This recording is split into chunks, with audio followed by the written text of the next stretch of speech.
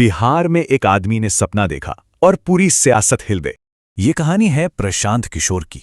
सोचिए, एक आदमी जो अपनी पूरी आरामदायक जिंदगी, अपना एसी वाला ऑफिस, सब कुछ छोड़कर बिहार की धूल भरी सड़कों पर पैदल चलने निकल पड़ता है। चलिए आज इसी सफर को करीब से देखते हैं। तो ये कहानी शुरू होती है एक सपने से। एक ऐसा सपना जिसके लिए एक आदमी ने अपना सब कुछ दांव पे लगा दिया। जरा सोचिए इस पदयात्रा के बारे में। 2 साल से भी ज्यादा का वक्त और 5000 से ज्यादा गांव। इसका मतलब क्या हुआ? इसका मतलब हुआ कि लाखों लोगों से आमने सामने बैठकर बात करना, उनकी कहानियां सुनना, उनकी असली दिक्कतों को समझना। ये कोई चुनावी रैली नहीं थी, नहीं, ये तो एक सच्चा संवाद था जमीन पर। और इसी संवाद से जन्म हुआ एक ऐसी पार्टी का जिसने बिहार की राजनीति को एक नई सोच और नए चेहरे दिए।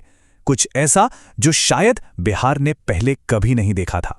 तो कौन थे इस पार्टी के उम्मीदवार? कोई पुराने मंझेवे नेता नहीं। उम्मीदवार थे डॉक्टर, टीचर, वकील, आम लोग, युवा कार्यकर्ता, और तो और एक ट्रांसजेंडर उम्मीदवार भी। ये सच में बिहार की पॉलिटिक्स के लिए एकदम नई तस्वीर थी।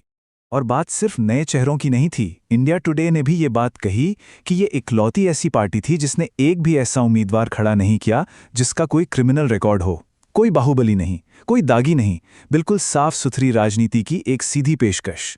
और जानते हैं, इस नई हवा का असर बहुत जल्दी दिखने भी लगा।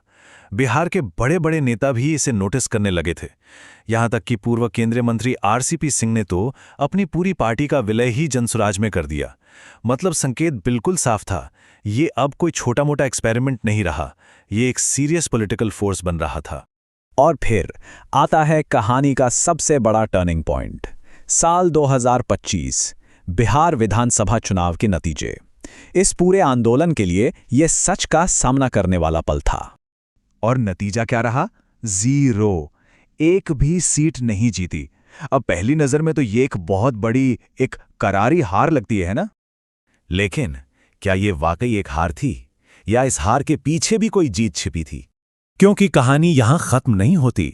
असल कहानी तो अब शुरू होती है। चलिए पहला आंकड़ा देखते हैं। जनसुराज को मिले 3.4% वोट। अब सुनने में ये शायद छोटा नंबर लगे, लेकिन ये छोटा है नहीं। इसका मतलब है 16,70,000 से भी ज्यादा लोगों ने एक बिल्कुल नई पार्टी पर अपना भरोसा दिखाया। और ये 3.4% वोट शेयर कितना मायने रखता है वो इस चार्ट को देखकर समझ आता है। जनसुराज का वोट शेयर बिहार की कई पुरानी और स्थापित पार्टियों जैसे लेफ्ट पार्टीज और एएमआईएम के कुल वोट शेयर से